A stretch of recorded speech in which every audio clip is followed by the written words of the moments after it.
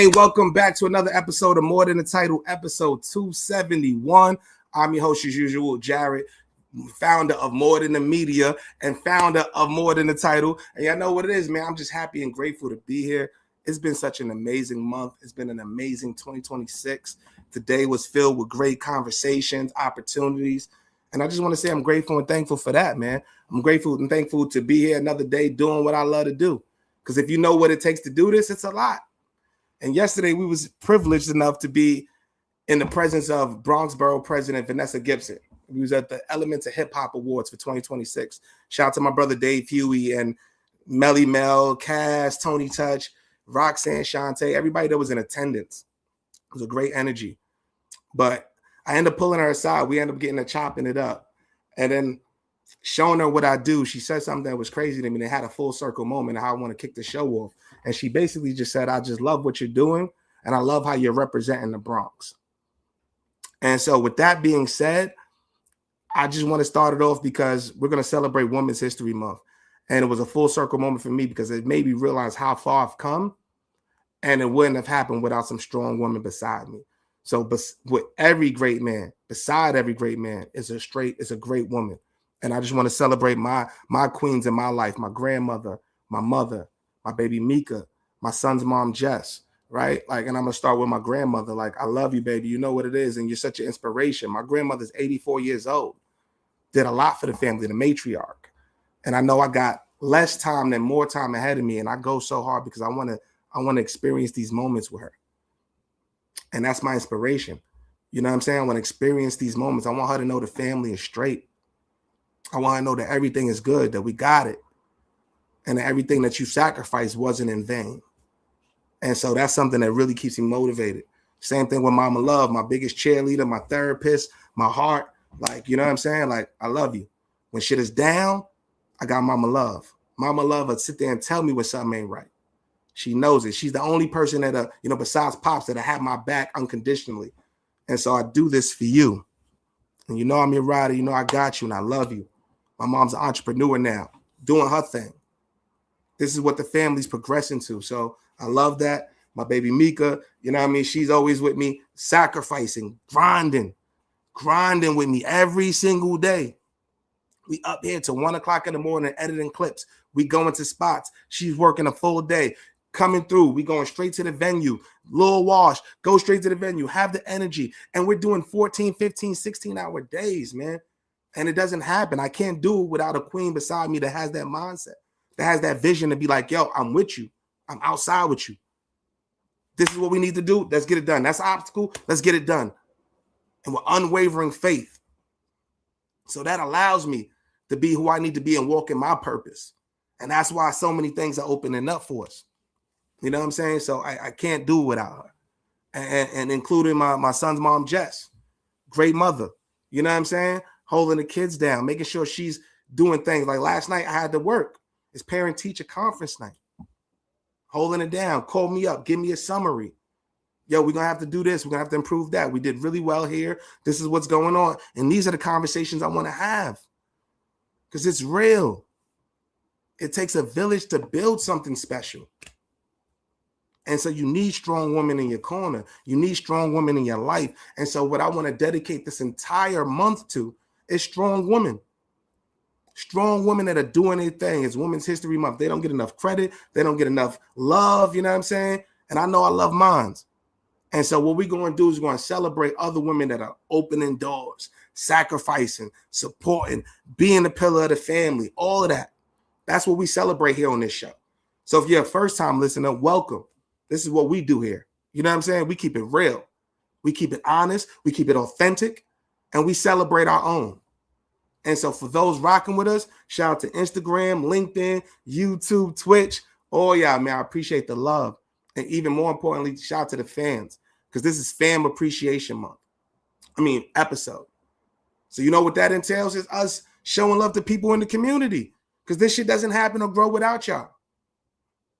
We can have anybody on the show and all the big names in the world, but if we don't get your support, if it's not making an impact within the community, then it doesn't really mean much. Yes, we get the relationship. Yes, we get all that, but this is for impact. That's why people invest their time and come on the show. This is why they rock with us. This is why we're able to, because they know it's coming from the heart. And so when you see me grinding and knowing what it is, just know that I'm building relationships, we're working, and we're doing it for the right reason. So I want to thank the entire community. And so we're going to do this once a month. Once a month. For somebody who is showing love, that's here, that's rocking out, doing amazing things, that's supporting the show. So if you got a dope story, you got something you want to say, you're a small business owner, whatever it is, holler at me. Come through. I'll send you the link. This is what we do, y'all. I'll send you the link. So I need y'all to rock out, and we're going to do it, and we're going to keep on supporting our people. You feel me? And that's what we do here. And so with that being said, we almost ready. I'm going to get another, you know what I'm saying?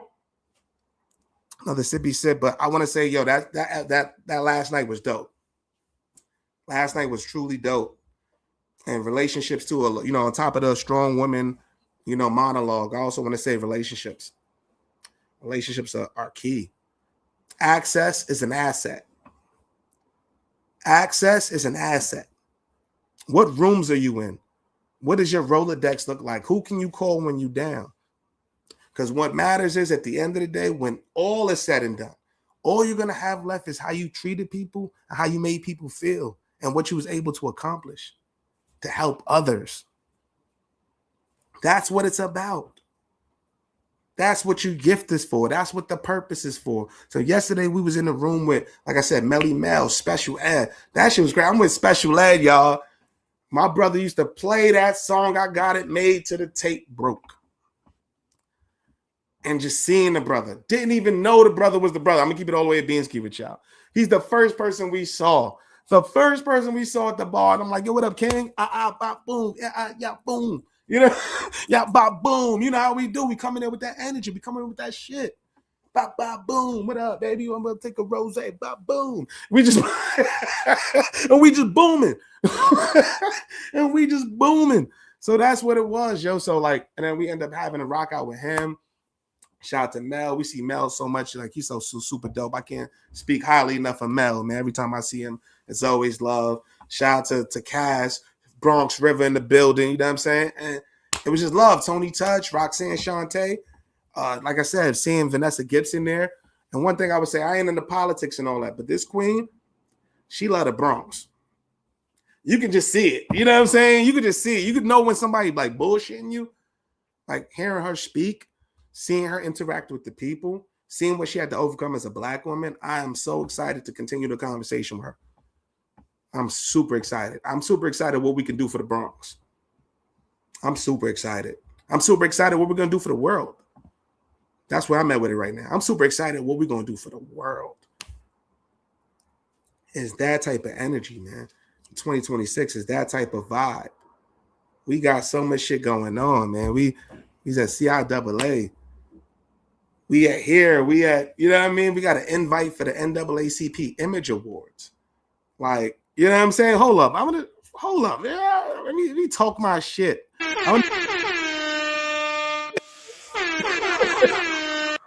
Just for a second, man, from the couch. So before we bring this queen on, I just want to say, how bad do you want it? How bad do you want it? Once again, I told you how I got here. It's from strong women having my back, from having a village of people that believe in me. But you also have to put in this work. You have to sacrifice. You have to go for it. You have to know that you're him, you're her. You have to know that you're the one. And you got to go through the bad times, the hard times, all that shit. Like, we from the couch, and we got an invitation to cover the NAACP Image Awards. We had the CMO of the NAACP on this show and had her on the south of France with us, from the Bronx River to the south, to the French Riviera. Y'all know what it was. That's what we do. That's what we do. That's what I do. So I don't know if y'all don't know me. Well, it's an introduction, but we're going to have a great time today. We got a great queen here today, and we about to get it popping. So let me give this queen the introduction she deserves. Let's do this. Let's start the show.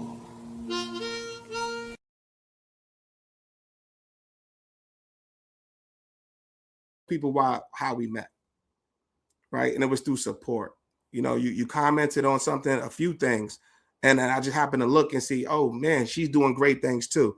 let's build together. Let's come on the show. I see you was with Shans, my bro Shans and them. You in the mix. So I just want to say, I see your grind, I see your growth, and I'm gonna introduce you the proper way. And it's for those who are here now, the show is all about the journey behind the success, the experience, the lessons, and really the stories that shape people who are beyond the title. Today, this queen is an award-winning producer, a journalist, an author who brings purpose-driven stories to life through film and media, through her company's Parables from the Projects Productions. She helps leaders and brands share authentic stories that build trust and inspire. She's also the author of Glow Girl, a book empowering teenage girls to grow, lead, and step into their power. 15 years in media, working with brands like NBC, Viacom, Black Enterprise, ESPNW, Steve Harvey Global, and she's dedicated her career to amplifying voices that need to be heard. So you've seen her outside, you've seen her on the show, you've seen her on the bookshelves, and now she's here today for our very first time. Let's introduce our sis, the legendary, let's Mia Hall, y'all, yeah. Come on, baby, come on. What's up? What's up? Can y'all hear me? Can you hear me? We can hear her. I love it. I love your energy. Yes. And like you said, I wanted to, when I saw your show come on my YouTube feed, I was like, oh, this brother is doing it. And then, of course, in doing my research for the show, I saw you had my people on. Well, even I didn't know you saw Vanessa yesterday. So that's a good friend of mine. Her niece is my goddaughter, actually. So, so I already know. Yeah, so I already know we in the right place. I got to tell her, like, guess whose show was on? What's the odds? Can't make this shit up, people. Exactly. But I saw you had, oh man, now it's gonna escape my head. From Beyonce's team that went to Morehouse. They used to work at JP Morgan. Dr. Collins? No, oh my goodness. Steve from Moore? Yes, Steve yes. is the man. Yeah, Steve. Yes. Shout out to brother Steve. Yes. And I was listening to your interview with the gentleman that had the red carpet, business. His episode was Doug Melville. Yes, Doug Melville. Yes. And yes, a couple more people that I was like, oh yes, we already. So it was bound for us to meet. You know what I mean? And I think that today was, of course, you meet everybody at the time that you're supposed to meet them for a reason. So so I'm happy to be here. Let's give you one of those. Yes. Yeah, it definitely takes an appointed time. So I'm happy to be here today. Love the show, love the energy, and I just want to salute you. Man, you've come a long way. You're New York to the core, Bronx to the core. I love how you're representing. You know what I mean?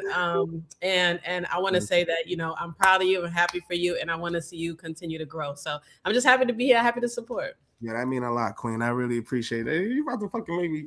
I'm trying to applaud. I'm trying to. No. I love it. I appreciate the love. Now, real shit, that means a lot. So, sis, let's get to it, man. So usually how I like to start is like I talk about the background. We're going to go into that real quick. But what's one?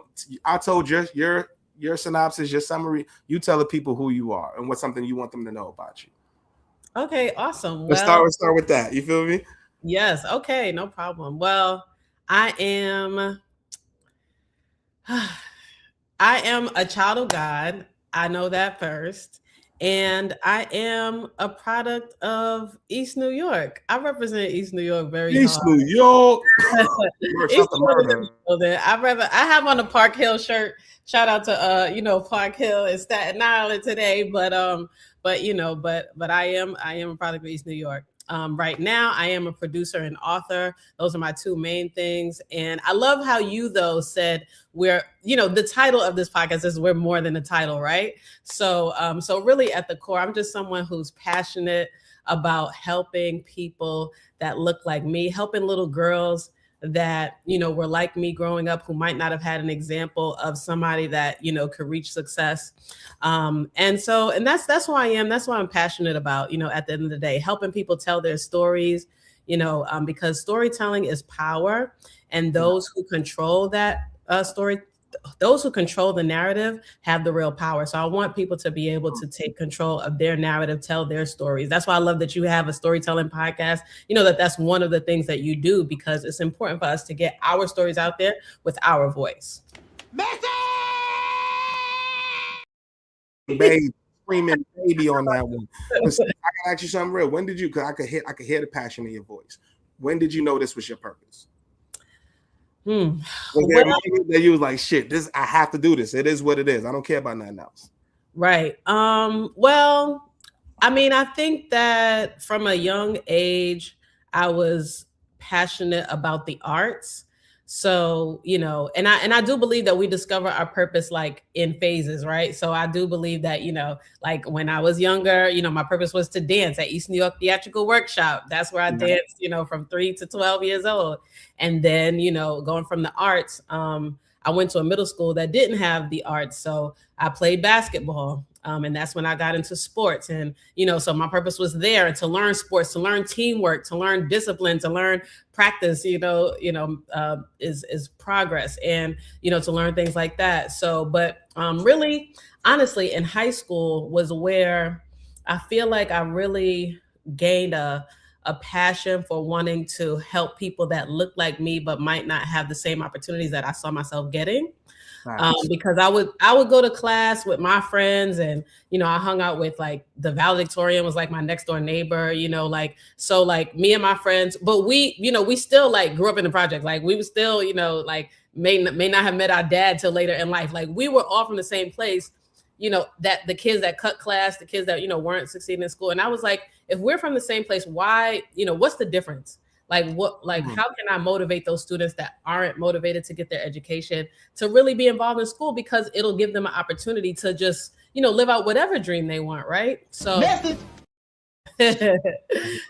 yeah, so I think that's really where I got a passion for like wanting to help people. Like in high school, when I just saw like, hey, we're from the same place. You look like me, we the same complex, you know what I mean? Like everything, but you know, why do you want to, you know, unfortunately, you know, get in activities, you know, that won't lead to, you know, to you fulfilling your dreams. Like even my younger brother died at 16, was shot, and he was in a gang. You know, he was in the Crips, and, you know, like the Bloods killed him. Like it was just, you know, tragedies like that happening, you know, right around me. So it's like, you know, I want to be able to, you know, I think that age, that high school age, you can go one way or the other. So that's where I gained my passion, and that's who, you know, I target today. Everybody gets those fork in the road moments, but like that's powerful. If you don't mind, to expand, like how do you deal with that? Like I'm just keeping it real. Like I would love, like how do you cope with that? How do you get through that? I couldn't imagine that. Like real shit.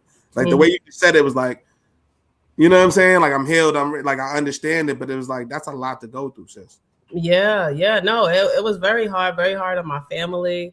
You know, absolutely. Just, you know, knowing that he had so much potential, like he, you know, rapped and, you know, like was just like always like the life of the party, and you know what I mean? Like just so much energy, you know, his name is Jameek. So much energy, you know what I mean? And you know, like it's still hard to this day, but I think that, you know, writing, like I said, I got a book for teenage girls, Glow Girl, you know, that's my book. It's empowering teenage girls to grow, lead, overcome, and win. And I'm not using that. We're gonna read after. Yeah.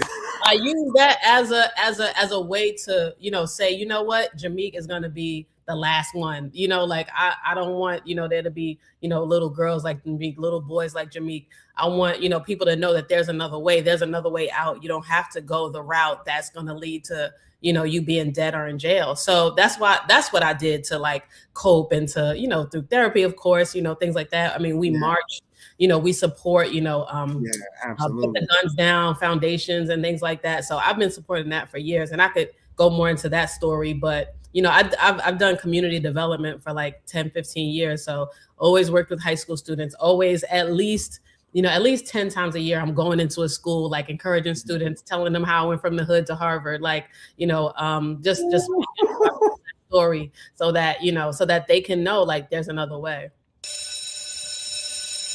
Oh, what's like a period from the hood to Harvard talking shit? I love that. I love that. Like I want, there's so many different ways we could go with this, right? Like I want to just like, first of all, I want to commend you for that. the mindset it takes to say what you just said.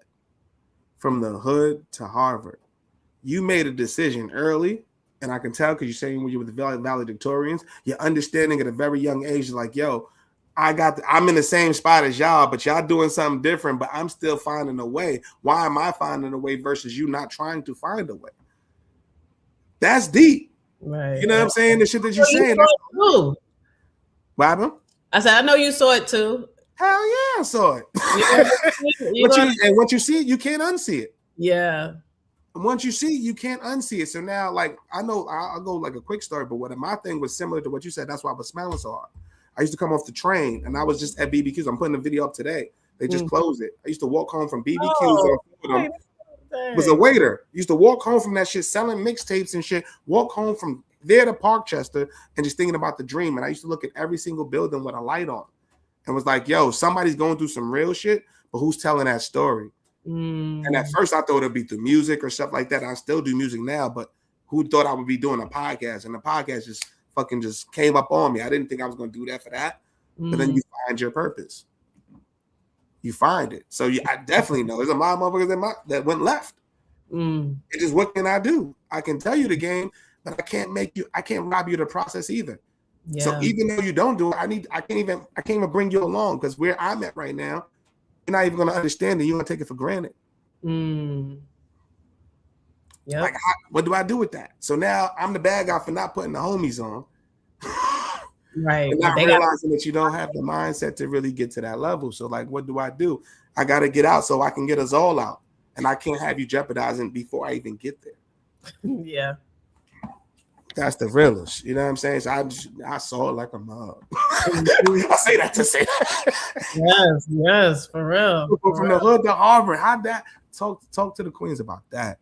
Let's talk about that journey because that's phenomenal. The hood to Harvard, right? Like, was Harvard always on your I gotta go? No, honestly, I actually tell a story that, anyway, let me start from the beginning. So, I got time today, cuz. I love it. So no, Harvard was not on my radar. Like, I mean, I saw it on TV. Honestly, HBCUs weren't even on my radar. Like, I feel like growing up in New York in the time that I grew up, or at least, with parents, my mom actually did go to Morgan State, but she had me. So she had to come home like after 6 months. Gotcha. So that was like one way that I knew about HBCUs. My dad, he got his GED in prison. So I didn't know about the HBCUs from him. And then I knew like a different world and like school days, but I never knew anybody personally that like went to college. So I met somebody before my senior year in high school that went to Hampton. Then I started to meet a lot of people that went to Hampton. And then that's how I even, then I went on a college tour of HBCUs. So that's how I even got introduced to HBCUs, let alone Ivy Leagues, right? So that's how I got from the HBCUs. But I feel like the HBCU prepared me for Harvard. So really, in high school, I just remember a friend of mine talking about going to Harvard, like just talking about applying and things like that. And I didn't even want to apply. Like I really just didn't, it really was not on my mind. But I remember one of our teachers saying like, oh, you can't go to Harvard. Like kids from this school don't go to Harvard, da, da, da, da. Yeah. Wow. And it's just like, we was just like, huh? Like we really was like, yo, I mean, I was like, I don't even want to go there. But my friend was like, yeah, I want to go and apply just so I can prove him wrong. You know what I mean? So damn. Exactly. Yeah. For him to say that was messed up. But he was a great teacher. I will say, I won't say his name, but he was a great teacher. He was a great teacher. But it just, I don't know. Yeah, that wasn't a good thing to say to kids, of course. But anyway, so I kind of brushed that off. I was just like, that sucks, but whatever. So anyway, I go to Hampton for 3 years, was able to graduate in 3 years. But the summer before my last year at Hampton, I went to church at CCC in East New York. And Reverend Bernard was talking about a scholarship that you had to be going to one of the top schools in your major. And it was honestly for like Christians that were going to top schools in their major. So that's why he was announcing it at church. Gotcha. And that's what made me think like, oh, like I literally wasn't thinking about like Ivy League schools at all. But that was like, oh, well, there's this scholarship that I get, I need money to go to school. So I was like, let me try to see what's up with the Ivy League. You know what I mean? Better get that money. So I was laughing with my dad about it at church, like, yo, like after church, like after, you know, he said it or whatever, like, yo, what if I went to like Yale or Princeton or something like that? Like, ha ha ha, like, you know, just laughing, whatever. And then, but then I was like, let me do this research. And, you know, so I looked at all the schools and I wanted to study education, but I looked at Harvard last because I thought it would be the hardest to get into and the most expensive. Naturally. But all the other programs, like they didn't speak to me the way I wanted to reach students, which was in out of school time programs. Cause I felt like after school programs did the best for me because they helped me to, no matter what my school was going through, my school was on the list for like low performing schools, but those after school programs, I feel like they helped me to just say, look, you're going to be knocking it out, like whatever you do, right? You have to be a self-regulated learner. And so, so I wanted to do the same thing for kids. Anyway, Harvard had this informal learning program where you could study like education in media and, you know, like things like that. So I was like, okay, this informal learning, like, you know, seems like something I want to do. And so I applied, man. I applied, I prayed about it. You know what I mean? I felt like God was telling me it's not going to be you. It's going to be me working through you to, you know, get there and, you know, me inspiring people through you. So I was like, okay, if it's you and me, like, you know what I'm saying? Like, let's do it. Yeah. So 4 months later, I got in. But, you know, but sis, if you don't mind, my fault to interrupt. I don't want to ask you, like, for the sisters that thinking the same thing. What is the process? How do we even? Where do you find the application? What is the process? Can we give that information out for anybody that wants to follow that? Yes, absolutely. So once I said, okay, boom, I want to apply, then I did my research, you know, went on their website. I looked at the program that I wanted to get involved with. I got my master's from there. So I looked at all of their master's programs that interested me. And I was like, okay. And then not only that, because you know how, Jared, I already know how you get down. I already know how you get down. Once you have something on your mind, it's a wrap. So what I did was I looked up everything. And this was 20 years ago. So, you know, we didn't have the internet like how we have it now. But anyway, so I'm speaking to the young women out there. You have access to way more things. Set up a Google alert on Harvard and the subject that you want to study and get those Google alerts for, you know, for your subject so that you can see events going on. So I happened to be doing my research and I found an event that was going on before you could hand in the application that would help you to that would help you on the application. So they had a whole weekend for people of color. I found that weekend. I went from Virginia to Boston. I didn't know where I was going to stay. Thankfully, my friend, you know, had a friend that let me stay the night at their house. Cause I was like, I'll ride the train all night or until whatever. I'll go in the coffee shop. I was willing to do whatever. But, you know, I went to that weekend. I was able to meet the director of the program that I specifically wanted to study. So we talked before I even handed in my application. So that's what I'm telling the young people to do. Like, reach out to the professor, research the professors that you want to talk to, because of course your application is going to have to be thorough and tight. But, you know, if you talk to the professors, see what they want, see what, you know, other graduates, I spoke to other graduates that, you know, were in that same program, like, see what they want, let them help you with their essay. I had a mentor in an after school program that went to Yale. I was like, can you please read over my essay? You know, you went to an Ivy League school. That was the only person that I knew that went to another Ivy League. So I was like, can you read my essay? You know, so that I can know what I can do. You know what I mean? And I did 7. Listen, you already know the hustle. You giving them the game. That's what I like to hear. The game for real. And so I did all of that. I did everything that I can do. You know what I mean? So now you have access to more resources. I'm telling these young people, like, listen to podcasts, you know what I mean? Like, everything you can around that subject. Like, go hard on it. Yep. And I didn't even get that. I'll be honest, I didn't get that high on my GRE score, but I put that essay together like so strategically, you know what I mean? That they was like, oh, we can't deny her, you know? And so what's it like when you get accepted? First of all, what's the celebration like when you get accepted? And then what's it like when you get in there? Like, what's it like? Okay, we really got it. You asking questions that nobody ever really asked before, so I appreciate that. Shit, I want to know if I got into Harvard. I'm outside. I'm outside and I'm inside. You feel? Listen, you be outside in Canada. Listen, you be outside worldwide. So you know, I be working. I gotta celebrate. I ain't celebrate. I be working, baby. But like, what was that like? Yeah. So honestly, I remember the day that I got the email. I was on campus. I was in my dorm room. And, I saw a little email from, I wish it was like, well, I guess now we see more videos of like people, but I wish I would have been the letter, open the letter. Anyway, right. so I went online and I saw something from Harvard Graduate School of Education. I'm like, what is this? Open the email. I said, congratulations, you have been accepted. I said, oh, I started praising the Lord. Hallelujah. I did a little dance in my room by myself. And of course, I called my mom and dad. I called my mom. And then I called my dad on three-way and I was like, hey, y'all, I was like, thank y'all for everything that y'all did for me.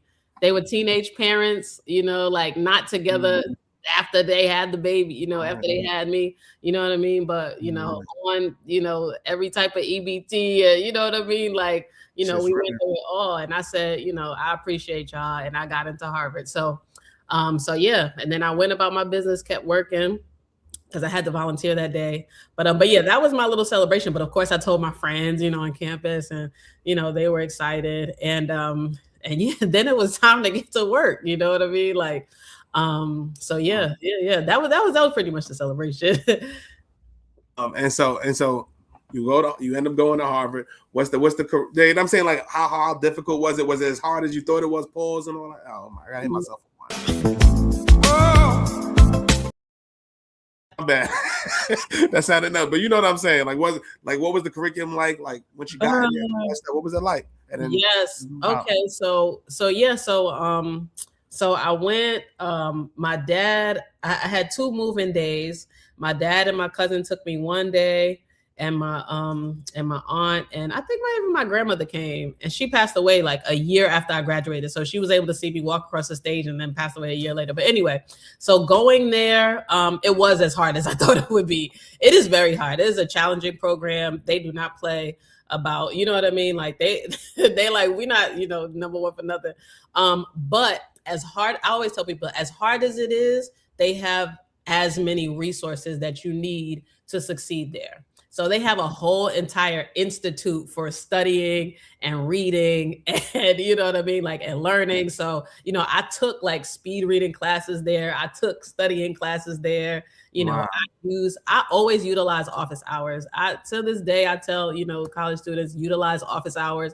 I always go in there. I always utilize study groups. And I feel like Hampton taught me that too. Like, Hampton fortified me, I feel like, with like the pride of like, yo, you could do this. Like, yeah, East New York, but you could be in any room, like you belong in any room that you're in, right? So exactly. Yeah. So going there, I mean, you're like one of 3, Black students. Sometimes you're the only Black student in your class and all that stuff. And, they looking at you for the Black answer. You're like, I'm not speaking for the whole Black community. Yeah. So that's real though. That's not real. The numbers were kind of low, but but the Black kids kind of stuck together, you know what I mean? And of course, like, people were just open because we here for the kids for the most part, as far as educators, so I say study groups got me through. I went to dance class. I like made sure that I had like a like kind of an outlet. So boom. It's like, something I can do to enjoy myself. I can be work, and drain. Exactly. Yeah, drain yourself out. Yeah.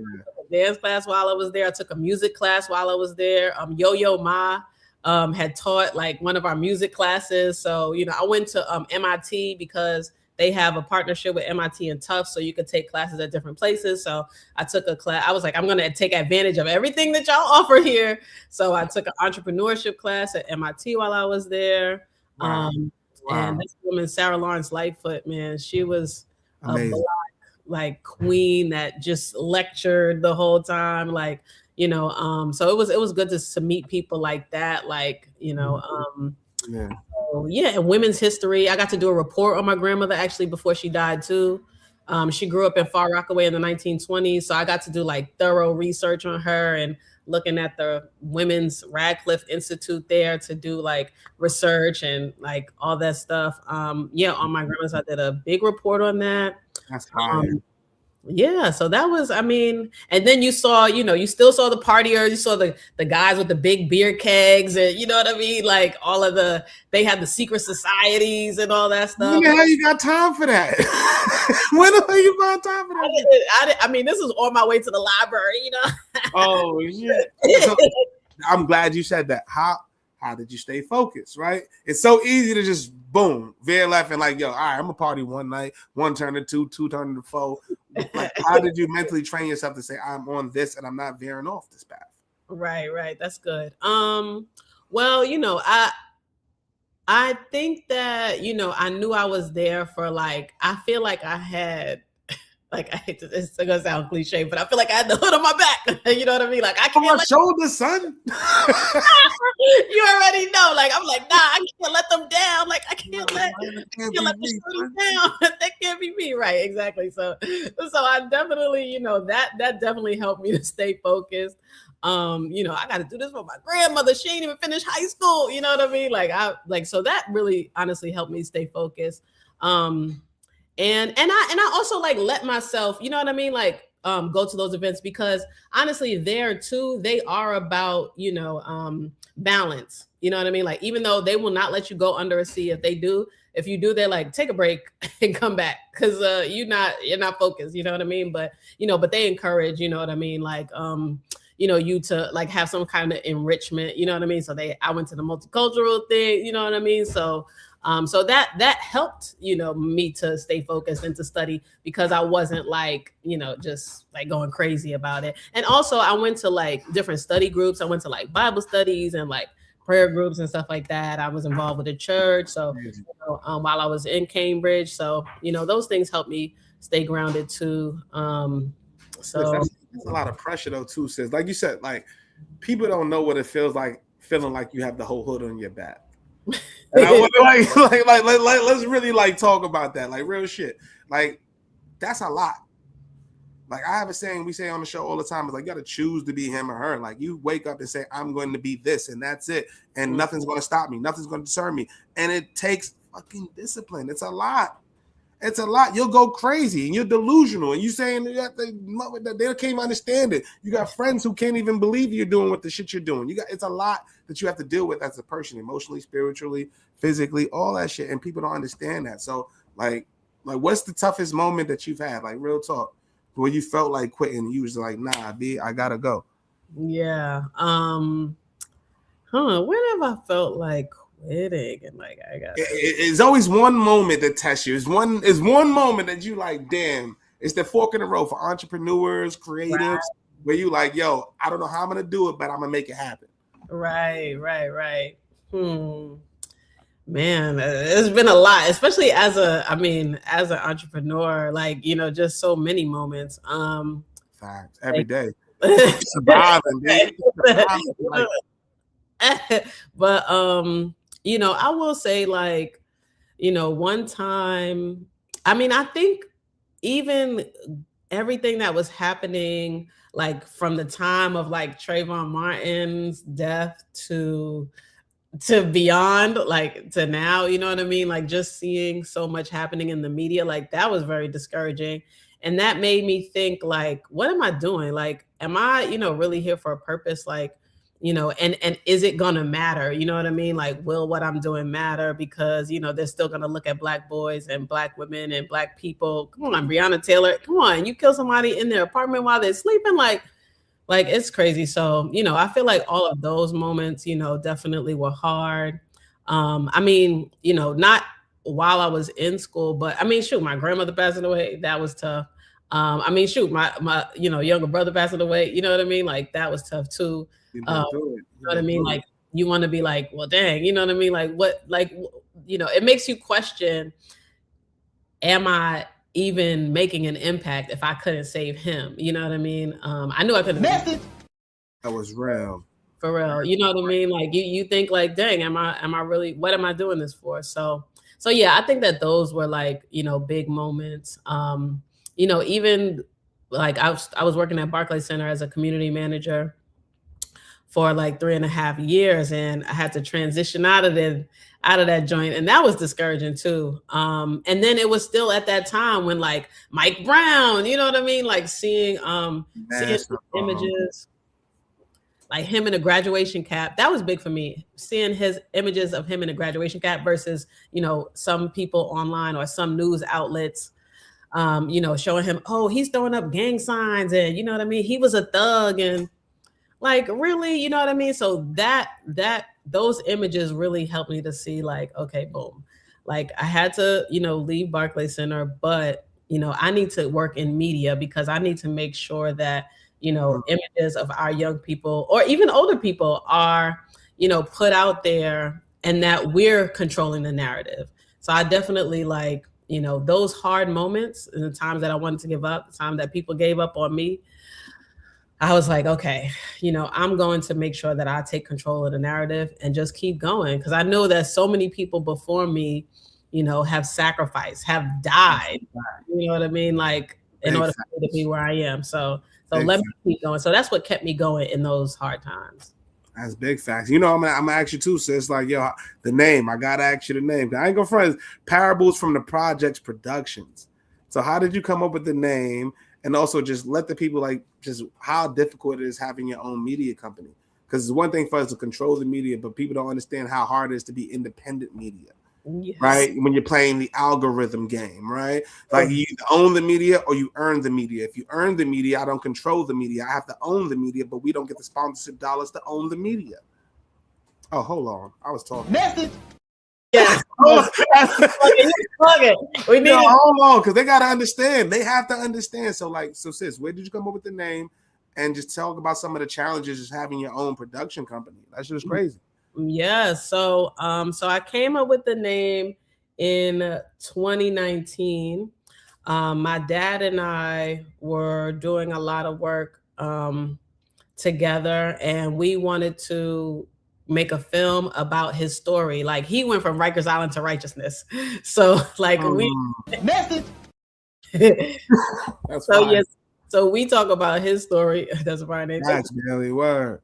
So I was like, how can I present our story?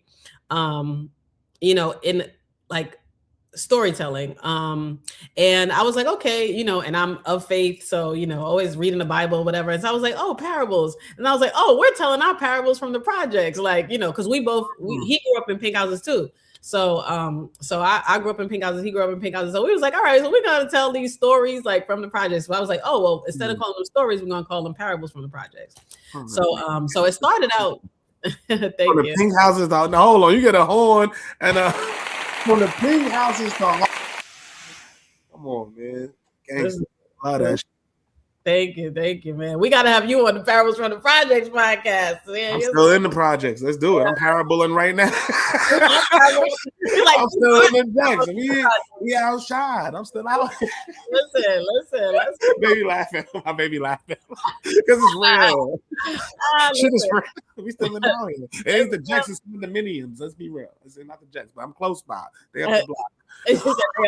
They up the block. But yeah, so it started out as a podcast. In 2019, we launched Juneteenth 2019. Power to the people. And yeah, so that's how we came up with the name. So we used to tell stories, like we told stories of how I mean, if I go into his story, it's gonna be a whole nother podcast. But yeah, so we started out as a podcast, and then in 2020, I think like 2022, I was like, I need my own production company. So that's when I created an LLC, because I really wanted to, you know, make this film, and I knew that I wanted to be serious about it. So I said, let me let me make this official. You know what I mean? So we got the LLC, and then I knew that I was working with Steve Harvey at the time, and I was working on his podcast. And then I was like, I really want to go back on set though. And I was like, I need to make a shift. And he always talks about jumping. Like, honestly, I know somebody else that was working for him too. It's like, well, you know, like we can't stay working for you because you inspire us to do our thing so much. You know what I mean? So it's like, you be like, jump and let the parachute, you know, form on your way down. So I was like, well, I left that company. I went to his foundation so that I could have more time to work on my podcast and my company and the short film. So, and then in 2020, so at the end of that year, and then 2023, then that's when I became fully independent from 2024 to now, which is, like you said, independent. I'm just like, woo, it is not for the faint of heart. I drop a 10 now. Listen, this shit is real out here. To get these dollars and do what we need to do is no quick rich scheme. It's you have to for us. All right. So there's more opportunities now with AI and all that stuff right now. Boom. We have more opportunities, right? It goes back to what I was saying earlier about how bad do you want it? How bad do you want to tell the stories? Are you willing to find out what cameras you need? What cameras are compatible with Netflix, Tubi, and all the streaming platforms? How do you want to distribute your content? Are we going to distribute it independently? Are we going to go do an offer-based content where our fans and the community could do that and they put it for us? It's just so many different ways that we can monetize the content and do what we need to do. But the problem is we don't have too many examples. You and I can't touch the example that's like, yo, I did this. We can't talk to a Tyler Perry. I haven't yet. We're going to one day, but we haven't. So how do we do that? And how do we get those dollars to scale our businesses and tell the stories that matter? Right. That's the hardest part. Mm-hmm. And so, like you said, it ain't for the faint of heart. It's either you love this shit or you don't. Right. You either gonna go that way or you gonna go that way. Either that or that. That's it. Like I want to do crazy stories. It's so many stories from the Bronx that I want to tell that I just want to go crazy with. I can only imagine. I already know you got the catalog. Like, let the money come right now, and we about to get it. Like we having conversations right now where they're starting to understand it, right? But the problem is, like, and I'll break it down. I know you could back me up on this. A lot of sponsors, especially for podcasts, they want to see the numbers. Yes. So how do you commit or how do you compete when Shannon Sharp is doing this? This one is doing this. And they basically put black creators in one big black bucket. Just being real. They put us in all one big black bucket. And even though we have different verticals, different topics, all of those things, it's hard. It's hard to break through and get through. And we're going on CPM models and all that shit. But I'm like, yo, bro, I'm impacting people. When I go outside, somebody want to do a podcast right now. I'm talking to the kids. We in the Bronx. They seeing what we can do. That's more impactful than that CPM. So how do we find a model that works and makes sense? And you got to find a brand that's willing to risk. But us having that relationship to risk the brand is hard. How do you find that brand? And that's why I do it 2 times, maybe 3 times a week. Listen, you're putting in the work, so you're going to get there. I mean, you're already like, we're there. Further, it's just not from really there. It depends on how you define success. Right. But it's subjective, right? Like if you'd be like, all right, am I successful? Am I like Shan successful when it comes from a monetization aspect? No, I'm not there. But guess who had Shan on the podcast? Me. Mm-hmm. Guess who didn't have to pay for it? Me. Yeah. Guess who I can call and be like, I need something? Me. So it's like, what do you value at that point? Is that not successful if I could connect the dot and bring value in some later point? Right. So it's just all about perspective and how you look at it. Mm-hmm. And you know that, sis. Like, you know how it is. So this is hard. Absolutely. Yep. That's why I'm here, and even moving forward from here, like we're going to be in touch, you know what I mean? Like any way that I can support in the future, vice versa. Right. We locked in because this is what we have to do. Like, I'm sure as you build your community, like that's what the community is about. That's why I wanted you on. Because I have somebody like you in the community and I'm not even communicating with you. Now, had I not reached out and be like, oh, that's just another YouTube comment or something like that. Now, you're supporting. I'm going to support. You see me. Oh, what's up? No, thank you for that comment. I want to see what you do. Right. You're doing a podcast? Dope. Come on. Be the first episode. Mm-hmm. It didn't cost nothing. It was just support for support. It's love. For the listeners, we made this shit happen within a week. Yep. Within a week. Yes. Within a week, we talk on Monday. Boom, boom. You on the show Thursday. It would have been Tuesday. It was my baby boy birthday. I wasn't doing it. Happy birthday! Happy birthday to your baby boy. Daddy got to be there. Daddy gonna be there. But other than that, we do 3 days a week. That's good, man. You doing it. You doing what it takes. So you got to. But some people don't understand what it takes. So that's why it's important for you. Like your story is so impactful for me hearing it for the first time.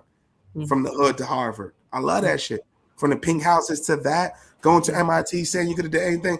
The mindset, they don't understand them. I just want them to understand the mindset it takes to go through that shit. That we can. It's never the talent. It's always the process that we get fucking lost. You know what I'm saying? Had you want the keg? What if you wanted to do? What if you got that? What if you? It's so many things that could have deterred you. It's to this day. You know what I mean? Yeah, they trying to. You gotta block them. Yeah, you can weave on, nigga. Sometimes you get hit. Sometimes you like that. You know, black guy, you be all right. Wait, keep going. Either way. Going. Name of the game is stay in the game, sis. So just stay in the game. Keep doing what you're doing. Like, matter of fact, let's talk about the book too. Like, let's talk about the Glow Girl. Let's talk about the book. Like, what's up? Like, how what is it? What is the process of making the book, distributing? Is it like the same thing as like video content and stuff? Like, what is that process like?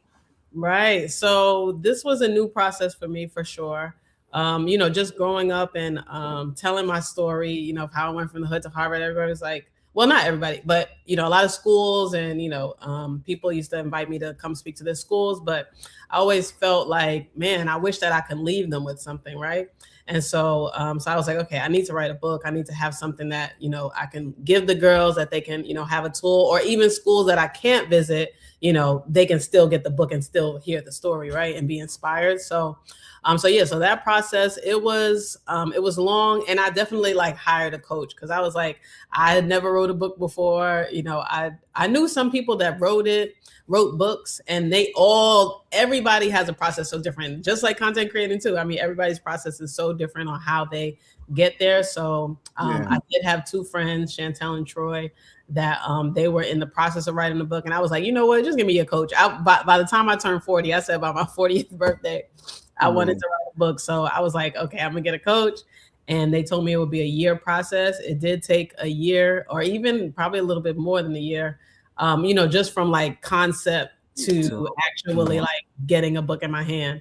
So that was the process, and really just going through like my stories, like which ones do I want to tell, which one, you know what I mean? Like, I wish I could have, you know, told a lot more than, you know, what's in the book, but this will only be the first. I wanted to get one out there, and then keep going. But yeah, the process, like I said, like writing, I think took about like 4 or 5 months, like from outlining and storyboarding and all that. Right, exactly. So, and I spent a lot of time in Barnes and Noble, honestly, you know, because I was like, I wanted to be around books, because I was like, okay, this is where I want to be. So yeah, you need to sit here and grind and write. You know what I mean? Like, I was like, look at the book. You know what I mean? Like, I'm gonna be there. Yeah, I was like, I'm gonna be there. So I was just like in Barnes and Noble at their little cafe, like, you know, typing away.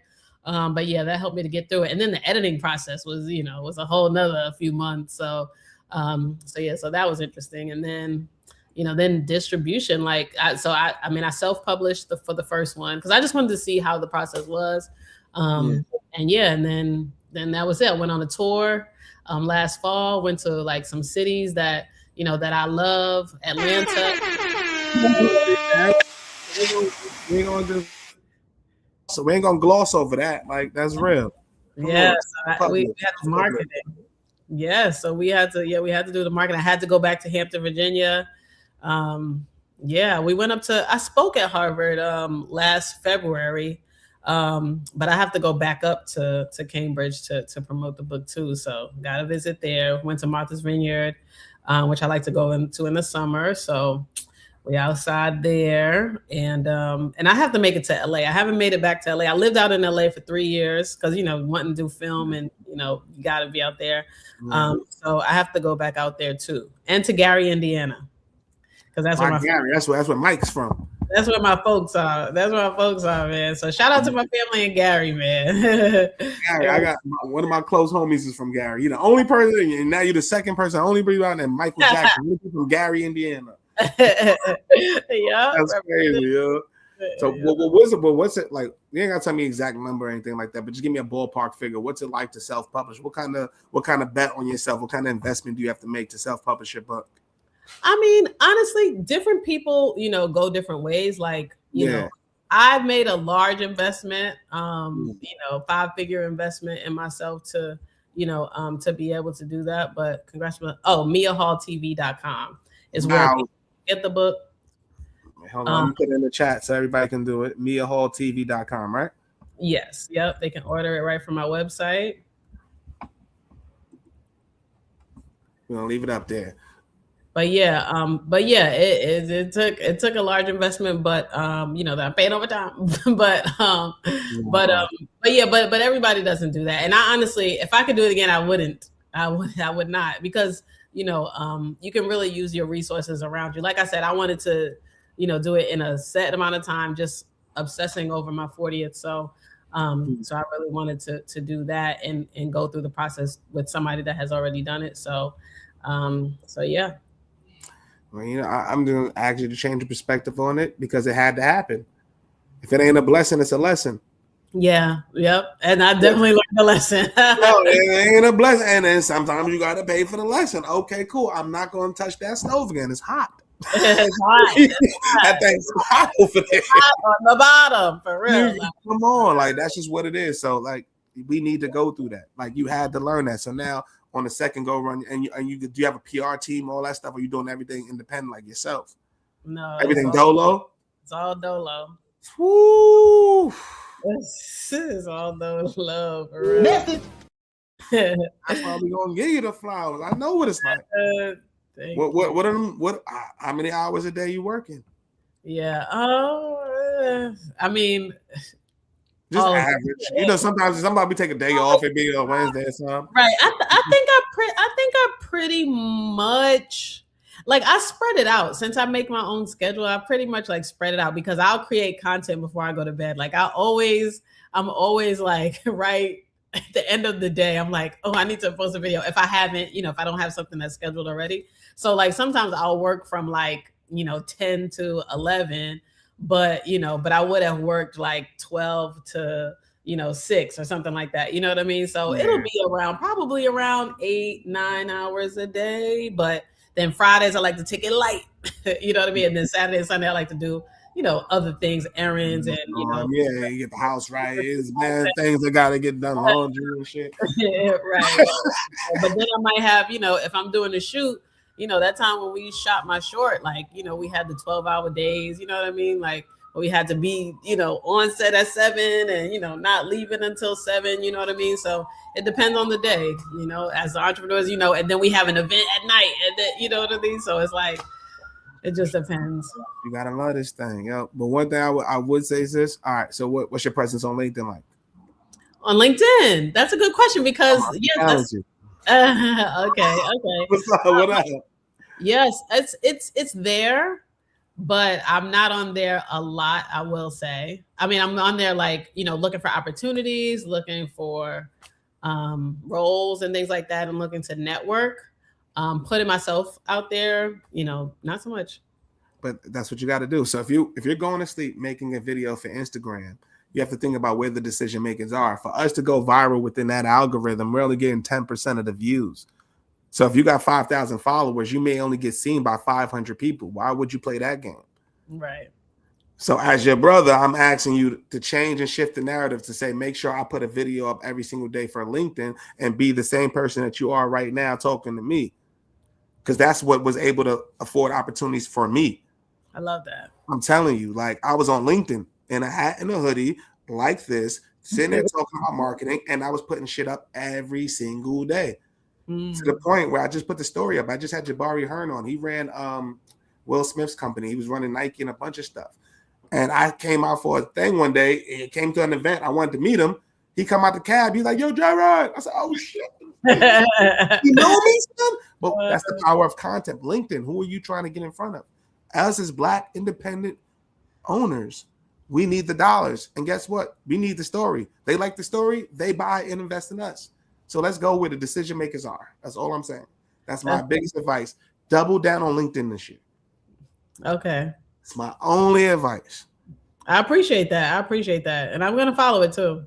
Now, please do. It's not enough. It's not enough of you on there. And Why it worked for me. That's usually the hesitation, but you have to be, you just have to be the first thing. You got to do. You know what I mean? Mia's out there. They're like, oh my, they're like Mia. They're like, holy shit, the hood from Harvard, from the hood to Harvard. That story right there is viral. Movie, pew. Right? Where the Paramount. Come on, how creative you're going to be to tell that story on that platform? It's just like Instagram. It's just like that, but they're looking for talent to do business. Are they going to enter the DM or listen to the story of the person who just got into their feed? Feed equals leads. Get into them feeds. Damn, I'm cooking. Yeah, I'm feeling good now. I might need another den or something, but we go. Listen, no, talk your talk for real. Like, just do it. I receive it. Please do. Like, you know what I'm saying? There's anything, if there's anything you see me doing, yo, Jay, you could tighten up over here. I'm open. I don't care as long as we win. Yeah, that's what we want. At the end of the day, we want everybody to eat. Everybody gotta eat. Everybody has to eat, and the problem right now is everybody's eating individually, especially in our culture. I just had the conversation with somebody today about that. Like, yo, you're eating over here, you're eating over here. All right, when are we gonna have the barbecue? Right.